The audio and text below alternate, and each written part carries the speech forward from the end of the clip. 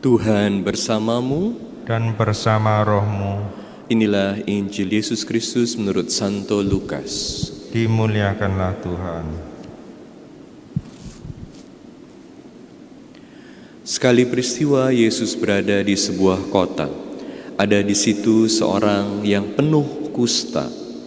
Ketika melihat Yesus, tersungkurlah si kusta dan memohon, "Tuan, jika Tuan mau, Tuan dapat menahirkan aku." Maka Yesus mengulurkan tangannya menjamah orang itu dan berkata, "Aku mau, jadilah engkau tahir." Seketika itu juga lenyaplah penyakit kustanya. Yesus melarang orang itu memberitahukan hal ini kepada siapapun, dan ia berkata, "Pergilah, perlihatkan dirimu kepada imam, dan persembahkan untuk pentahiranmu persembahan seperti yang diperintahkan Musa sebagai bukti bagi mereka." Tetapi kabar tentang Yesus makin jauh tersiar, dan datanglah orang banyak berbondong-bondong kepadanya untuk mendengar dia dan untuk disembuhkan dari penyakit mereka. Akan tetapi Yesus mengundurkan diri ke tempat-tempat yang sunyi dan berdoa. Demikianlah Injil Tuhan. Terpujilah Kristus. Saudara-saudari sekalian terkasih dalam Kristus, di awal tahun ini kita mendengar kisah orang kusta yang disembuhkan oleh Yesus.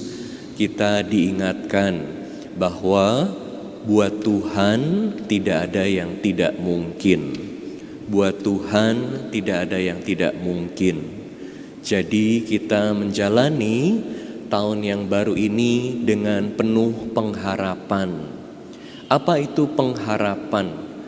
Pengharapan pernah di-sharingkan oleh Romo Gerard.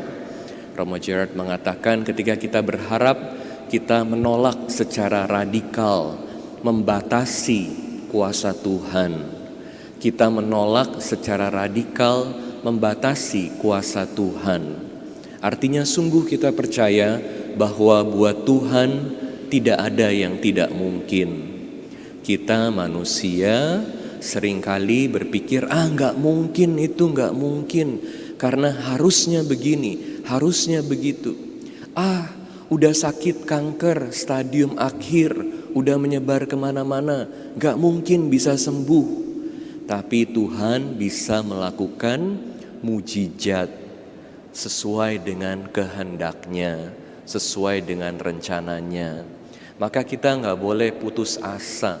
Sebesar apapun masalah kita, seberat apapun situasi kita, walaupun semua orang bilang gak mungkin kamu sembuh, gak mungkin kamu bisa keluar dari masalahmu, gak mungkin suamimu bisa berubah, gak mungkin istrimu bisa balik sama kamu, gak mungkin anak-anakmu bisa bertobat. Sekali lagi, buat Tuhan tidak ada yang tidak mungkin.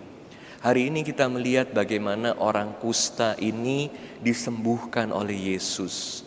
Dan di zaman Yesus tidak ada obat untuk sakit kusta.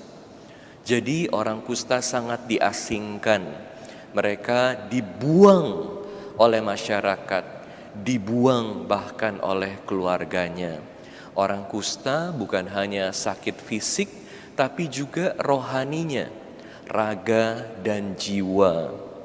Tapi Yesus melakukan mujizat, dan Yesus bukan hanya dengan kuasanya mengatakan, "Kamu aku sembuhkan." Kita lihat bagaimana kerendahan orang kusta ini yang berlutut dan memohon kepada Yesus, "Kalau engkau mau, aku bisa tahir." Dia percaya pada Yesus dan menyerahkan pada Yesus kesembuhannya.